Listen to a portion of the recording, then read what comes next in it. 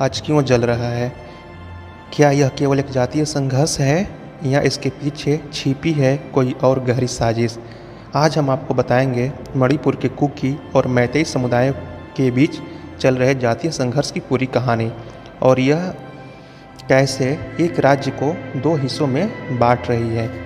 मणिपुर के दो बड़े समुदाय हैं, कुकी जो पहाड़ों में रहते हैं और मैतेई जो घाटियों में बसे हैं। दोनों के बीच लड़ाई नई नहीं है, लेकिन हाल के दिनों में यह और भयानक हो गई है।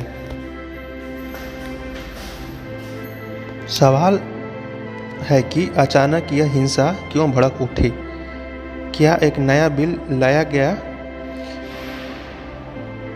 जिससे मैतेई समुदाय को आरक्षण देने की बात थी, लेकिन इससे कुकी समुदाय में आक्रोश फैल गया क्योंकि उन्हें लगा कि इससे उनके अधिकारों पर हमला हो रहा है।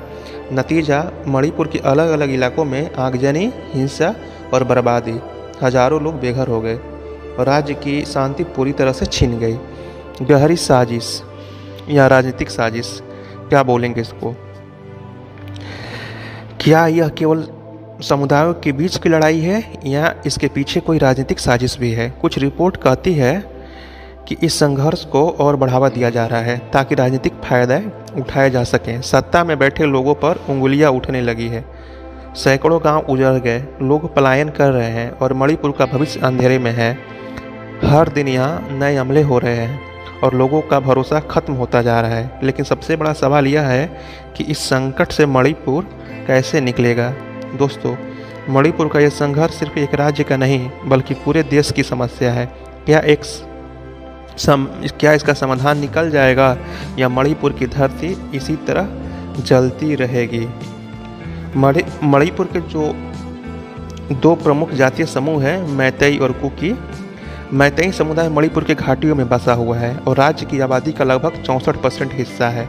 वहीं कुकी एवं अन्य जनजातियां राज्य के पहाड़ियों में रहती है। ये जनजातियां 35% आबादी होने के बावजूद राजनीतिक और आर्थिक रूप से कमजोर मानी जाती है।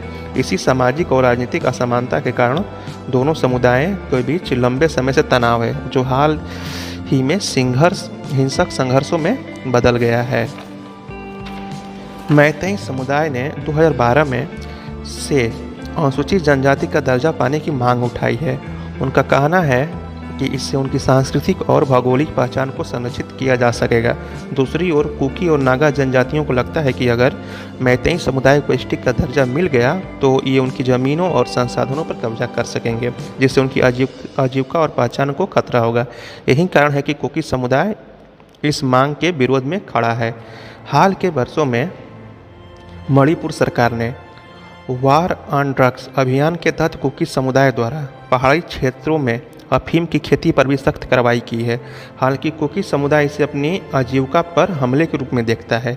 इसके अलावा म्यांमार से आए शरणार्थियों को भी कुकी समुदाय का हिस्सा मानकर उन पर दमन किया जा रहा है। इस स्थिति और बिगड़ रही है। राजनीतिक और उग्रवादी संबंध। मणिपुर सरकार ने कुकी उग्रवादी संगठनों के साथ हुए सस्पेंशन ऑफ ऑपरेशन SOO समझौते से हाल ही में बाहर आने का फैसला किया है। यह समझौता कुकी उग्रवादी संगठनों और सरकार के बीच शांति वार्ता का आधार था। समझौते से हटने के बाद कुकी समुदाय में असुरक्षा और गुस्सा बढ़ा है। वे मानते हैं कि वे उनकी स्वायत्तता की मांगों को अब नज़रअंदाज किया जा रहा है। हिंसा का परिणाम। इस संघर्ष का परिणाम अत्यंत विनाशकारी रहा है। हजारों लोग अपने घर छोड़ने को मजबूर हुए हैं और कई निर्दोष लोगों की जान गई है। मणिपुर की सामाजिक संरचना पूरी तरह से टूट चुकी है और इस संघर्ष के शांतिपूर्ण समाधान का कोई ठोस रास्ता अभी दिखाई नहीं देता है। दोस्तों, मणिपुर की इस हिंसा में न केवल दो समुदायों की लड़ाई है, बल्कि यह हमारी पूरी राजनीति और समाज पर सवाल उठाती है। क्या इस संघर्ष का कोई समाधान होगा या मणिपुर हमेशा के लिए इस हिंसा की आग में झुलसता रहेगा? आपकी क्या राय है? हमें नीचे कमेंट में ज़रूर बताएं। इस वीडियो को लाइक और शेयर करना न भूलें। हमारे चैनल को सब्सक्राइब करें ताकि आप ऐसी ही महत्वपूर्ण जानकारियाँ हम आपको देते रहें। धन्यवाद।